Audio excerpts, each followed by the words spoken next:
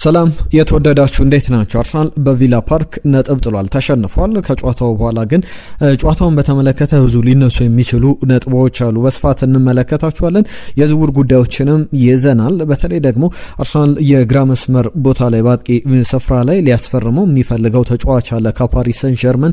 ብዙ ስሞች ባለፉት ጊዜያት ላይ ከአርሰናል ጋር ሲያያዙ ነበረ። በቅርቡ እንኳን የተጠናቀቁ ውሎች መካከል የሁለቱ የኩዌንቴሮ ወንድማማቾች መንታ ናቸው። እነሱ መፈረማቸውን ስናነሳ ነበር። አሁን በአዲስ ዝውውር አርሰናል ወደ ገበያው ብቅ ብሏል። በጥር የዝውውር መስኮት በክረምቱ አርሰናል ምን ይዞ ሊመጣ ይችላል? ሚኬል አርቴታም የሰጠው አስተያየት አለ። ከጥር የዝውውር መስኮት ዝውውሮች ጋር በተያዘ በስፋት እንመለከቷለን። ከጨዋታው ጋር በተያዘ ግን የበለጠ ትኩረት ሰጥተን የምናነሳቸው ጉዳዮች አሉ። የእናንተን ሀሳብ ጻፉልን። ትናንትና የሚኬል አርቴታ ጌም ማኔጅመንት እንዴት ነበረ? ጨዋታው ላይ ምን ታዘባችሁ? በተለይ ደግሞ ኤቤሬቺዜን ቀይሮ ያስወጣበት መንገድ ኤቤሬቺዜ ማን ላይ ነው መጫወት ያለበት ወይስ ደግሞ ወደ ግራ ወጥቶ በግራ መስመር ቦታ ላይ በአሰላለፍ ደረጃ ሚኬል አርቴታ ጥያቄ ይነሳበታል ወይ? ትናንትና ለአርሰናል ሽንፈት ማን ነው ተጠያቂ የሚለውን ጉዳይ በስፋት እየተመለከትን እንቆያለን። የእናንተን ሀሳብ ጻፉልን፣ ኮሜንቶቻችሁን እንጠብቃለን። ጨዋታው 2-1 በሆነ ውጤት እየተጠናቀቀ መርሃ ግብር ነው። አስቀድሞ ማቲካሽ በጣም ቆንጆ በሆነ መንገድ ግብ አስቆጥሮ ጨዋታው በዛ መንገድ ነበር የጀመረው።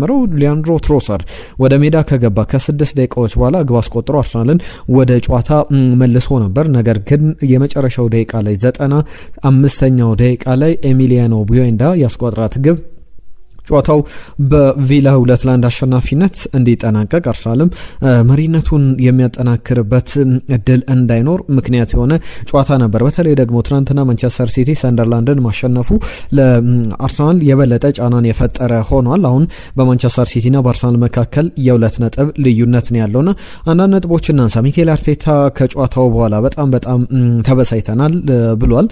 ለአስቶን ቪላ ግን እንኳን ደስ አላችሁ ማለት እፈልጋለሁ። በጣም ምርጥ ነበሩ በጨዋታው ላይ የሚል አስተያየቱን ሰጥቷል። ባልተለመደ መልኩ ቀላል ኳሶችን ስንሰጣቸው ነበረ የሚል ነገር አንስቷል። ከዛ ውጪ ከሜዳው ውጪ አርሰናል ጥሩ ሪከርድ የለውም በቅርብ ጨዋታዎች ላይ፣ ያንን እየተመለከትን ነው የሚሉ አስተያየቶች በጋዜጠኞች ቀርበውለት ነበረ። ሚኬል አርቴታ ለዚህ ምን ላይ ሰጥቷል? ይሄ ፕሪሚየር ሊግ ነው ብሏል። ኦልድ ትራፎርድ ላይ፣ ሴንት ጄምስ ፓርክ ላይ፣ ወደ ቼልሲም ወደ ስታንፈርድ ብሪጅም ሄደን ያደረግናቸው ከባድ ጨዋታ ናቸው፣ ቀላል የሚባሉ አይደሉም የሚል አስተያየቱን ሰጥቷል። በእርግጥም ሚኬል አርቴታ ለምሳሌ በአንፊልድ ሮድ ተሸንፎ ነበረ፣ ወደ ኦልድ ትራፎርድ ሄዶ አሸንፏል። ሴንት ጄምስ ፓርክ ላይ ኒውካስል ዩናይትድን አሸንፏል። ሰንደርላንድና ቼልሲን በስታዲየም ኦፍ ላይትና ስታንፈርድ ብሪጅ ላይ ገጥሞ ባቻ ውጤት ያጠናቀቀበት ጨዋታ የሚጠቀስ ነው። ከ18 ጨዋታ በኋላ ነው የሚኬል አርቴታ ቡድን የተሸነፈው። ያን ያክል በዋንጫ ፉክክሩ ላይ ችግር የሚፈጥር የሚያሳስብ ነገር እንዳልሆነ ግን መናገር ይቻላል። ገና ዲሴምበር ላይ ነው። ከዛ በተጨማሪ አርሰናል በ2 ነጥብ ልዩነት ሊጉን አሁንም ቢሆን እየመራ ይገኛል። የሚሰጡ አስተያየቶችን ስንመለከት ጨዋታው ላይ አርሰናል መሸነፉ ብቻ ሳይሆን የዋንጫውን እንደተነጠቀ ከዛ በተጨማሪ የውድድር ዓመቱ እንደተጠናቀቀ አርሰናል 18ኛና 16ኛ ደረጃ ላይ ያለ የሚመስል አስተያየቶች ነው የሚሰጡት። ነገር ግን አንድ ጨዋታ በውድድር ዓመቱ ሁሉም ቡድን ሁሉንም ጨዋታ እያሸነፈ ሊቀጥል አይችልም። በሚኬል አርቴታ ቡድን ውስጥ የውድድር ዓመቱ ሁለተኛ ሽንፈት ነው። አንደኛው አንፊልድ ላይ፣ ሁለተኛው ደግሞ ትናንትና ቪላ ፓርክ ላይ። ሚኬል አርቴታ በዚህ ጉዳይ ላይ አስተያየቱን ሰጥቷል። ካነሳቸው ጉዳዮች መካከል 5 ወራት እኮ ስንፎካከር ቆይተናል፣ ኮፕ ማድረግ ችለናል፣ ያንን የዋንጫ ፉክክሩን መቋቋም ችለናል። ቀጣይ ደግሞ ያሉ ወራትን ደግሞ እንመለከታለን። በዋንጫ ፉክክሩ ላይ አሁን በ10 ነጥብ የራቀን የሚመስል አይነት አስተያየቶች የሚሰጡበት ጉዳይ አለ። ከትሮሳር ጋር በተያዘ ለምን ተቀይሮ ወጣ የሚል ጥያቄም ቀርቦለት ነበረ። ጌም ታይሙን ማኔጅ ለማድረግ እንደሆነ ተናግሯል ሚኬል አርቴታ። አሁን ከሚኬል አርቴታ ጋር በተያዘ በእርግጥ ባለፉት 3 ጨዋታዎች ከሜዳው ውጪ በስታዲየም ኦፍ ላይት፣ ስታንፈርድ ብሪጅ እንዲሁም ደግሞ ቪላ ፓርክ ላይ ማግኘት ከሚገባው 9.2 ብቻ ነው ማግኘት የቻለው። በሁለቱ አቻ ወጥቷል፣ በአንዱ ተሸንፏል። በቼልሲና ከሰንደርላንድ ጋር 2-2ና 1-1 በሆነ ውጤት ያጠናቀቀባቸው ጨዋታዎች የሚጠቀሱ ናቸው። አሁን በዋንጫ ፉክክሩ ላይ ከማንቸስተር ሲቲ ጋር እኩል ንጹህ ግቦችን አስመዝግበው 19-19 ንጹህ ግቦች ያሏቸው በሁለት ነጥብ ልዩነት አርሰናል ሊጉን እየመራ ይገኛል። አስቶን ቪላ ደግሞ ብዙ አራቀም ከማንቸስተር ሲቲ በአንድ ከአርሰናል በ3 ነጥብ ዝቅ ብሎ የተቀመጠ ቡድን ነው። ትናንትና ቸልሲም ነጥብ ጥሏል። ቲዮ ዋልኮት የአርሰናል የቅርብ ተፎካካሪ ያለው ቸልሲ አሁን ከአርሰናል በ8 ነጥብ ርቆ የተቀመጠበት ጊዜ ላይ እንገኛለን። በእርግጥ ትናንትና አርሰናል በዋንጫ ፉክክሩ ላይ ብቻ ነጥብ መጣሉ ብቻ ሳይሆን እንደ አጠቃላይ እንቅስቃሴው መጥፎ እንደነበረ መናገር ይቻላል። ከዛ በተጨማሪም ባቻ ውጤት እንኳን ቢጠናቀቅ ለአርሰናል የሚገባ ውጤት አይደለም። ከዛ በተጨማሪ የሚያበሳጭ አይነት ውጤት እንደነበረ ግን መናገር ይቻላል። ከ18 ጨዋታዎች በኋላ የተሸነፈበት ነው የሚኬል አርቴታ ቡድን ለመጨረሻ ጊዜ ሊቨርፑል ከተሸነፈ በኋላ ከዛ በኋላ ያቸው ውጤቶች በማል 3 ያቸው ውጤቶች ሌሎቹን ጨዋታዎች ባየርንን፣ አትሌቲኮ ማድሪድን፣ ቶትናም ሆትስፐርን ሌሎችንም ቡድኖች መጥቀስ ይቻላል። በሊጉ ላይ በቻምፒየንስ ሊግም ላይ ጭምር ያሸነፈባቸው ጉዞዎች የሚጠቀሱ ነበሩ ለሁሉም። አሁንም ቢሆን በዋንጫ ፉክክሩ ላይ በጣም ሰፊ ድል የእንግሊዝ ትልቁ ጠንካራ ስኳድ ያለው ቡድን እንደሆነ መናገር ይቻላል። አሁን ይህንን ውጤት የሚያስመዘግበው ደግሞ አንዳንድ ቁልፍ ጉዳቶችን ማንሳት ይገባናል። ለምሳሌ የፔፕ ጋርዲዮላ ቡድን እንዳይሆን ሆኖ ያጠናቀቀበት የውድድር አመት ነበረ። ሊጉ ላይ በጣም ጥሩ እየተንቀሳቀሰ ከዛ በኋላ አሜሪክ ላፖርት ሲጎዳ ያንን ተመልክተን ነበረ። ከዛ ውጪ ሊቨርፑልንም ጉዳይ ብናነሳ በቅርብ ዓመታት ከተመለከትናቸው ትክክለኛ ሪል ምሳሌዎች መካከል አንደኛው የቨርጅል ቫን ዳይክ ጉዳት ሊቨርፑልን አፈራርሶት ነበረ።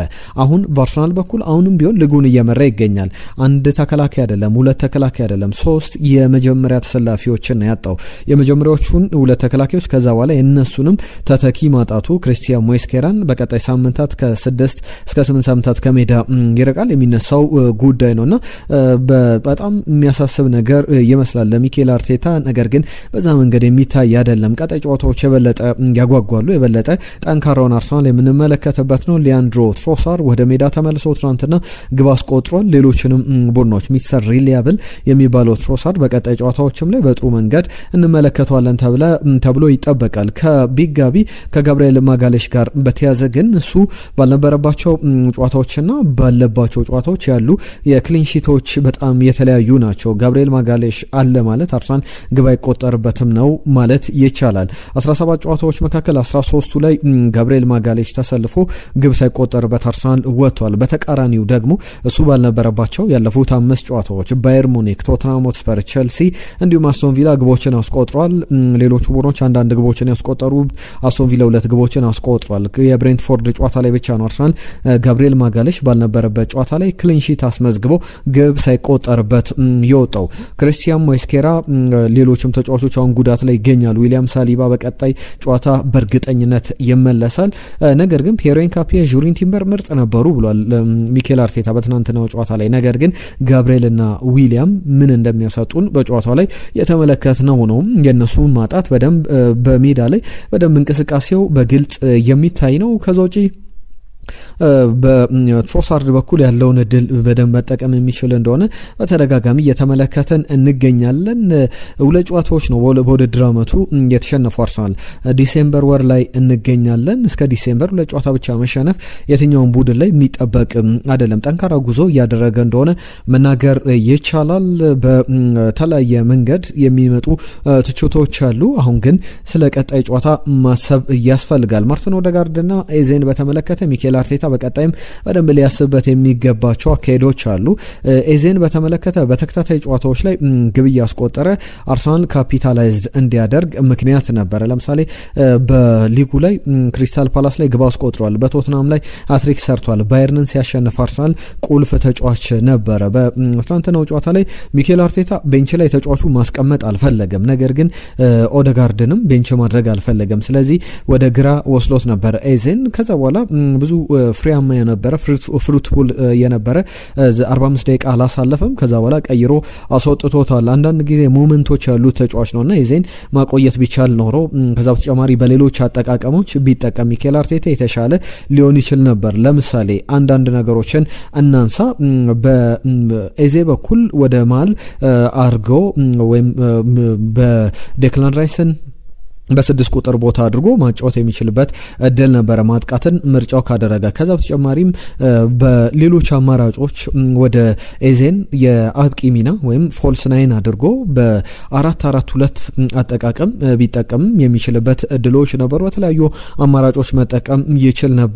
በግራ መስመር ላይ ሊጫወቱ የሚችሉ ሁለት የመጀመሪያ ተሰላፊዎች የጋብሪኤል ማርቲኔሊ እንዲሁም ትሮሳርድ፣ ከዛ በተጨማሪ ሌላኛው ኖኒ ማዱዌኬም በተቀያሪ ወንበር ላይ ነበርና ኤዜን በዛ አማራጭነት ቢጠቀም ሚኬል አርቴታ ምናልባት የተሻለ ውጤት ሊኖር ይችላል የሚሉ አስተያየቶችን ተመልክተናል። ማርቲን ኦዴጋርድም በእርግጥ በጨዋታው ላይ ጥሩ ከነበሩ የአርሰናል ጥቂት ተጫዋቾች መካከል አንዱ እንደሆነ መናገር ይቻላል። ከጨዋታው መጠናቀቅ በኋላ ቪክተር ዮኬሬሽ አሁን ቀጣይ ቻምፒየንስ ሊግ ጨዋታ አለብን ከክለብ ብሩጅ ጋር፣ ከዛ በኋላ በቀጣይ በፕሪሚየር ሊግ ላይ እንጫወታለን፣ ያንን ነው ማሰብ ያለብን፣ እንቀጥላለን፣ በጣም ያመቱ ትልቁ ሽንፈት አይደለም፣ ሽንፈቱን ተቀብለን መቀጠል አለብን የሚል አስተያየቱን ሰጥቷል። በደንብ እንደሚጠበቅ ነው ከ18 ጨዋታ በኋላ መሸነፍ በጣም በረጅም ርቀት ቡድኑን የሚያስተች ከዛ በተጨማሪ ሌሎችን ሊያብጠለጥል የሚችል ጉዳይ እንዳልሆነ መናገር ይቻላል። አሁንም በሁለት ነጥብ ልዩነት ሊጉን እየመራ ይገኛል የሚኬል አርቴታ ቡድን። ብቃቶቹ በቅርብ ጨዋታዎች ላይ ግን ትንሽ መሸራተቶች አሉ። ከጉዳቶች ጋር በተያያዘ ግን ያንን ኮምፕሮማይዝ ማድረግ ከግምት ማስገባት በደንብ ያስፈልጋል። በቀጣይ ጨዋታዎች ደግሞ የሚኬል አርቴታ ቡድን ተከታዩ ማንቸስተር ሲቲ፣ አስቶን ቪላ የሚገጥማቸውን ጨዋታዎች ከማን ጋር እንደሚጫወቱ በፕሪሚየር ሊጉ ላይ 5 ተከታታይ ጨዋታዎችን እንመልከት። አርሰናል በቀጣይ ወልቭስን ይገጥማል። ከወልቭስ በኋላ የሚያደርገው የኤቨርተን ጨዋታ ይጠበቃል። ከኤቨርተን በኋላ ብራይተንን ይገጥማል። ከዛ በድጋሚ አስቶን ቪላን ይገጥማል። አስቶን ቪላን እንግዲህ የዚህ ወር ዲሴምበር ወር ሳያልቅ ነው በድጋሚ ከአስቶን ቪላ ጋር የሚጫወተው። ያ ማለት ከ23 ቀናት በኋላ ከ3 ሳምንታት በኋላ የሚደረግ ጨዋታ ነው። ሌላ የመበቀያ ድል ኤምሬትስ ላይ የኡናይ ኤምሪን ቡድን የሚያገኝበት ጨዋታ በደንብ ትኩረትን ይስባል። በተቃራኒው ማንቸስተር ሲቲን ስንመለከት ወልቭስን አርሰናል ሲገጥም ማንቸስተር ሲቲ ከክሪስታል ፓላስ ጋር ነው የሚጫወተው። ከዛ በኋላ ዌስትሃም፣ ከዛ በኋላ ኖቲንጋም ፎረስት፣ ሰንደርላንድ ና ቸልሲ የማንቸስተር ሲቲ ቀጣይ 5 ተጋጣሚዎች ናቸው። በቪላ በኩል ዌስትሃም ዩናይትድ፣ ማንቸስተር ዩናይትድ፣ ቸልሲ እንዲሁም አርሰናል ና ኖቲንጋም ፎረስት የቪላ ቀጣይ ጠንካራ ተጋጣሚዎች ናቸው። ለሁሉም በዚህ መንገድ የተጠናቀቀ ጉዞ ነበር የትናንትናው ጨዋታ። ነገር ግን በቀጣይ ጨዋታው ላይ አንገትን ቀና አድርጎ መቀጠል ያስፈልጋል። ትልልቅ የሚባሉ ከባባር ጨዋታዎችን ከሜዳው ውጭ አርሰናል አድርጎ እንደዛ ለውጥ ፈጣሪ የሚባሉ ጨዋታዎችንም በቀጣይ እንመለከታለን። ሚኬል አርቴታ ያነሳቸው ነገሮች በጣም ተገቢ፣ በጣም አስፈላጊ፣ በጣም ትክክል ይመስላሉ። እነሱን በመንገድ በቀጣይ ይጠቀምባቸዋል። በዋንጫ ፎክሩ ላይ ካፒታላይዝድ እያደረጉ የሚገኙ አጋጣሚዎችን እያሸነፉ መቀጠል ያስፈልጋልና በቀጣይ የስኳድ አባላቱ መካከል የዊሊያም ሳሊባ መመለስ ይጠበቃል። በትናንትናው ጨዋታ ላይ ሚኬል አርቴታ በእርግጠኝነት ተጫዋቹን መጠቀም የሚችልበት እድል ነበረ። እኔ በግሌ እንደምጠረጥረው ሚኬል አርቴታ የበለጠ ሌሎች ሪስኮችን መውሰድ አልፈለገም። በእነዚህ አይነት ጨዋታዎች ላይ ነጥብ ቢጥል ይሻለዋል። ከዛ ውጪ በቀጣይ ረጅም ጊዜ ዊሊያም ሳሊባን ማጣት አልፈለገም። ጋብሪኤል ማጋሌሽም የዚህ የዲሴምበር ወር መጨረሻ ላይ ወደ ሜዳ ይመለሳል ተብሎ ይጠበቃልና እነዚህ ተጫዋቾች ሲመለሱ እነ ጁሪን ቲምበር ወደ መስመር ቦታው ላይ ሄዶ መጫወት ይችላል። አማራጮቹ በደንብ ሰፋ ብለው መመልከት ይቻላልና እንደዚህ አይነት ነገሮችን በደንብ በተለይ ደግሞ በተከላካይ ስፍራ ላይ አዲስ ጥምረት ነው። ፒየር ካፔ ለቡድኑ አዲስ ነው። ጁሪን ቲምበር በማል ስፍራ ተከላካይነት ከተጫወተ ከ2 ዓመት በላይ አልፎታልና በእንደዚህ አይነት መንገድ ለመጨረሻ ጊዜ ያንን ነው የምንመለከተውና በተከላካይ ስፍራ ላይ እንኳን ረጅም ደቂቃዎችን በጋራ ሳይጫወቱ ለትልልቅ ጨዋታዎች እንግዲህ ዝግጁ የሆኑ ተጫዋቾችን መመልከት አይደለም በጋራ ተጫውቶ እንኳን የመዋሃድ ነገር በተከላካይ ስፍራ ላይ መናበብ በደንብ ጊዜ ይወስዳልና በሚኬል አርቴታ ቡድን ውስጥ ያንን በደንብ ማስተዋል በደንብ ከግምት ማስገባት ያስፈልጋል። ቀጣይ ጨዋታዎች እንዳልኩት ነው በደንብ የሚያስፈልጉ ነጥብ መሰብሰብ የሚገባበት ጨዋታ ነው። የወልቭስ ጨዋታ አስፈላጊ 3 ነጥብ ነው። በክለብ ብሩጅ ጨዋታ በተለይ የቻምፒየንስ ሊግ መርሃ ግብር ያን ያክል በጣም ከባድ በጣም ትኩረትን የሚሻ ጉዳይ እንዳልሆነ መናገር ይቻላል። በጥር የዝውውር መስኮት ጉዳይ ላይ ሚኬል አርቴታ የሰጠው አስተያየት አለ። ከክለቡ ሊለቁ የሚችሉ ተጫዋቾች አሉ ወይ ተብሎ ተጠይቆ ነበር። በእርግጠኝነት 100% እነዚህ ተጫዋቾች ይለቃሉ፣ እነዚህ ተጫዋቾች ይመጣሉ ብሎ መናገር አይቻልም። ከዛ በተጨማሪ ግን ሌሎች ሊነሱ የሚገባቸው ጉዳዮች መካከል በሚኬል አርቴታ ቡድን ውስጥ ልናመጣቸው የምንችላቸው ተጫዋቾች ሊኖሩ ይችላሉ። ያንን ግን በእርግጠኝነት መናገር አይቻልም የሚል አስተያየቱን ሰጥቷል። ሁሉም የጥር የዝውውር መስኮት በጣም ተቃርቧል። በዚህ የዝውውር ወቅት ላይ ደግሞ ከአርሰናል የሚለቁ ተጫዋቾች ካሉ በተለይ ቤን ዋይት፣ ሉዊስ ስኬሊ ሲባል ነበር። ሚኬል አርቴታ ግን እስካሁን እንደዚህ አይነት ሲቹዌሽን ውስጥ አልገባንም፣ እንደዚህ አይነት ሁኔታ ውስጥ በጭራሽ አልተፈጠሩም ብሏል። ስለዚህ ለቡሩ ጥሩ ዜና ይመስላል። ያለውን ተጫዋች ይዞ ለመቀጠል የሚያስችሉ ናቸው። ከዛ በተቃራኒው ደግሞ አዳዲስ ተጫዋቾችም ለማምጣት ጥረት እናደርጋለን የሚል አስተያየቱን ሰጥቷል። የዝውውር ጉዳዮች ላይ ተጨማሪ ሀሳቦችን ላንሳ። በተለይ የብራድሊ ባርኮላ ጉዳይ ብዙ ጉዳዮች ብዙ ሀሳቦች ሲተነተኑበት ነበረ። 23 ዓመቱ ፈረንሳይ ተጫዋች በፓሪስ ሰን ዠርመን በጣም ጥሩ የውድድር ጊዜያትን ባለፉት ጊዜያት ሲያሳልፍ ነበረ።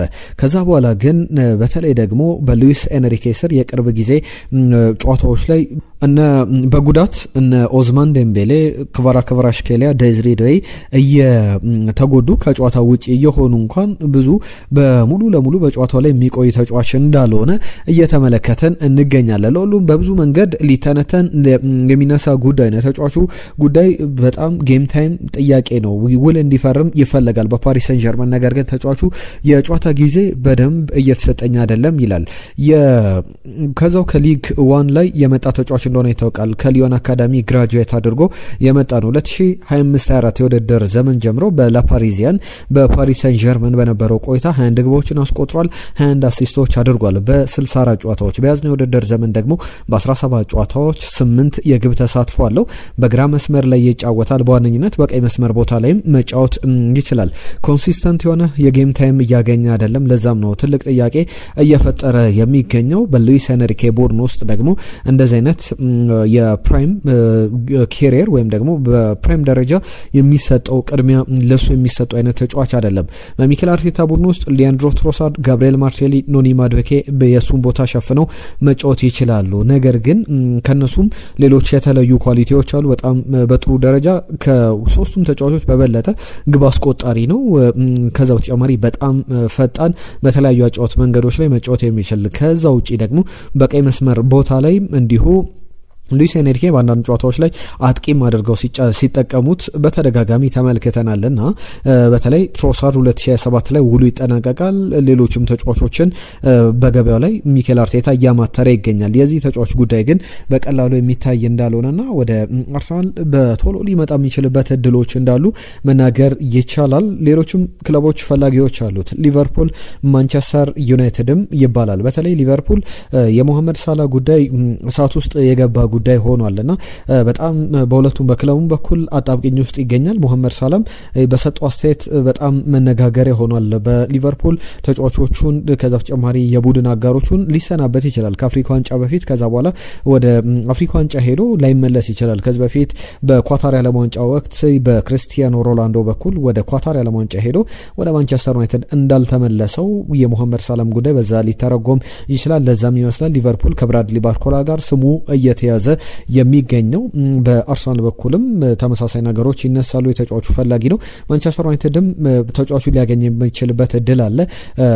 የማርከስ ራሽፎርድን ወደ ፓሪስ ሳን ዠርመን ለቆ በውሰት ውል ነው ያለውና ባርሰሎና ነው መብቱ ያለው። በእርግጥ ባርሰሎና ካላስፈረመው ወደ ማንቸስተር ዩናይትድ የሚመለስ ከሆነ ያ የሚጠበቁ የሚነሱ ጉዳዮች መካከል የሚጠቀስ ነው። ከአርሰናል ጋር በተያያዘ በዝግ ስቴዲየም ባለፈው ማንቸስተር ዩናይትድን ገጥሞ ነበረ በሶባ ሪያሊቲ ሴንተር። ትናንትና ደግሞ በዛው በእንግሊዝ ሌላ ጨዋታ አድርጎ ነበረ።